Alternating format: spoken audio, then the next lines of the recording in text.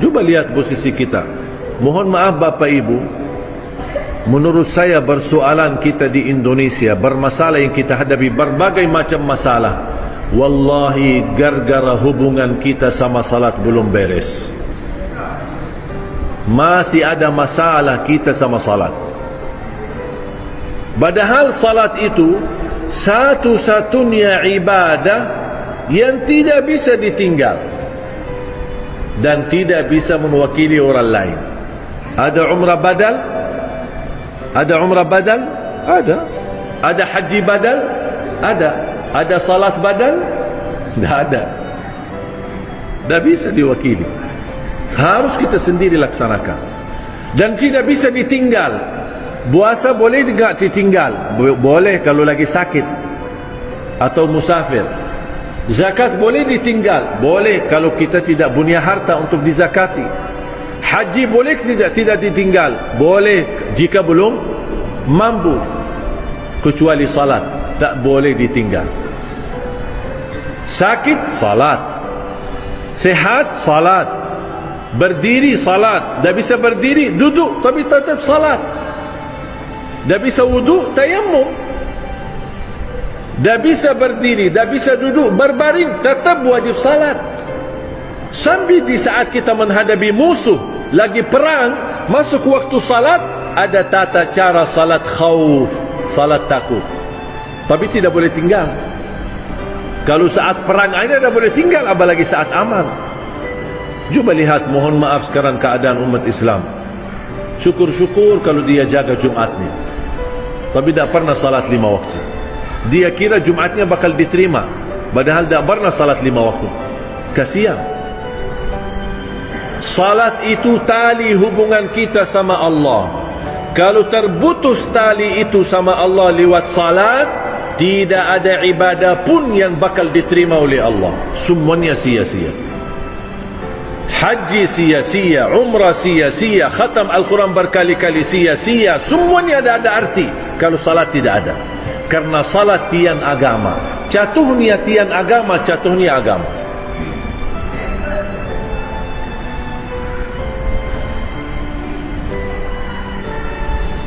Makanya saya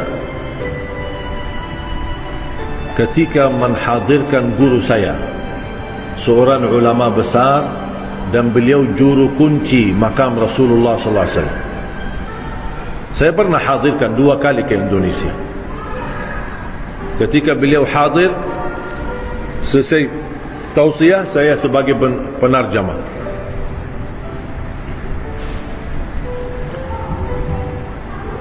Saya pun terharu. Ali Jabir menjadi tukang tarjamah. Subhanallah.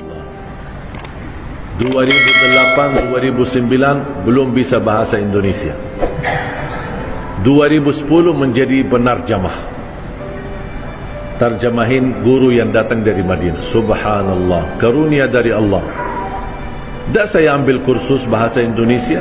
Saya tidak belajar sekolah bahasa Indonesia. Saya tidak belajar kamus bahasa Indonesia. 2008, 2009 masih saya baru hafal kalimat bagus. Itu bagus. Apapun orang bicara saya jawab bagus. Siapa nama kamu? Bagus. Apa kabar? Bagus. Umur kamu berapa? Bagus. Saya tidak tahu, itu aja bagus. Kata teman saya, bilang aja bagus. Apapun orang bicara sama kamu, bilang aja bagus. Habis itu saya belajar lagi sama teman saya, tapi tidak kasih tahu artinya. Saya diajarin, apa kabar? Bagus. Mau kemana? Aku cinta kepadamu. Saya ikut. Saya subhanallah cepat hafal. Ketemu orang, Assalamualaikum, apa kabar? Bagus. Mau kemana? Aku cinta kepadamu. Ketemu perempuan, Assalamualaikum, apa kabar? Bagus. Mau kemana? Aku cinta kepadamu. Sambil berdoa, apaan itu orang? Subhanallah, Allah berikan anugerah bahasa. Wallahi Bapak Ibu, bahasa ini anugerah murni taufik dari Allah. Bukan karena Ali Jabir hebat atau saya punya sesuatu. Tidak ada. Allah yang memberikan bahasa. Allah maha segala bahasa. Dan selalu saya berdoa, ya Allah, aku mohon berikan kepada aku bahasa Indonesia yang bisa difahami. Faham gak Bapak Ibu? Alhamdulillah, berarti doa saya sudah kabul.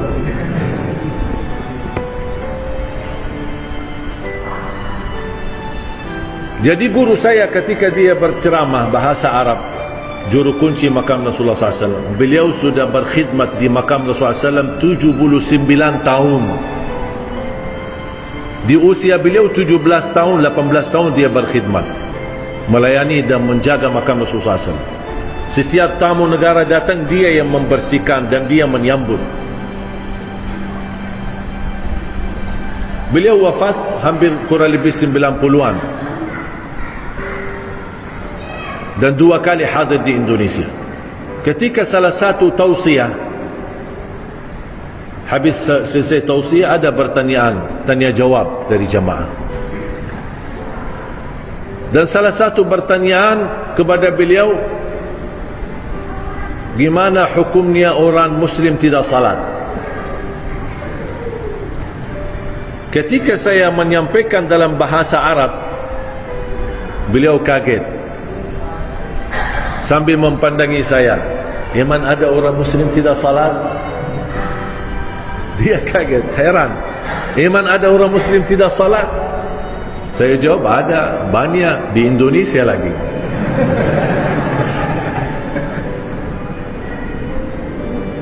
Sedih, banyak yang tidak salat.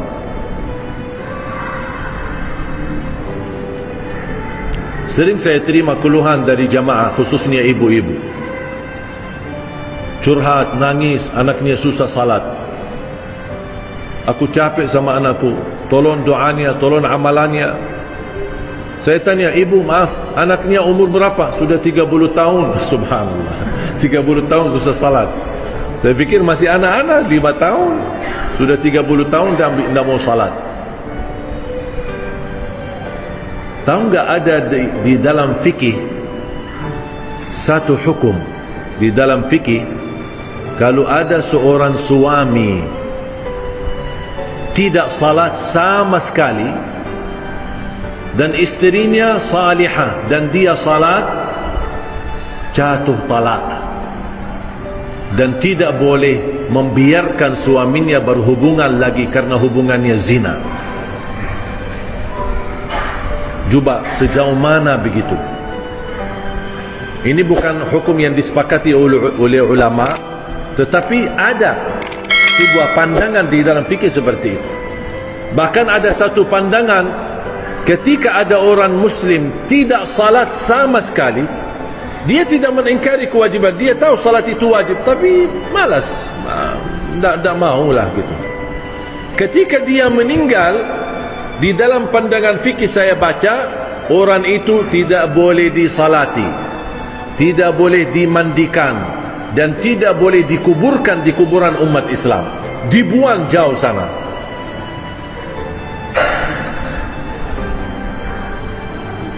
Ngeri ya. Coba mohon maaf kalau hukum ini berlaku, nampaknya sepi kuburan Islam. Wala haula wala quwwata illa billah. Kita doakan semoga pemuda-pemudi Indonesia Allah berikan hidayah. Alhamdulillah belakangan ini sudah mulai banyak hijrah. Walaupun badannya banyak tatu, banyak ini, tapi alhamdulillah dia mau salat. Sampai saya berkali ketemu orang, ini gimana tatu saya? Kalau tatunya ini sebenarnya memang dosa, tapi kamu sudah berhijrah, dan pasti Allah menerima taubatmu kalau taubatmu benar. Dan Allah tidak membandangi wajahmu, kulitmu, apa isinya, tapi Allah melihat amalanmu dan hati, isi hatimu. Makanya jemaah sekalian, bersyukurlah Bapak Ibu kalau anda menjadi orang yang bisa salat. Syukurlah. Wallahi syukur, bersyukurlah. Karena anda bisa berlangkah-langkah ke masjid. Anda mau bangun ambil air wudu di waktu subuh. Wallahi ini anugerah nikmat dari Allah untuk kita. Banyak orang yang mampu tapi malas. Bahkan ada orang tetangga masjid tidak pernah datang ke masjid. Padahal jaraknya ke masjid satu tembok dengan masjid. Ada.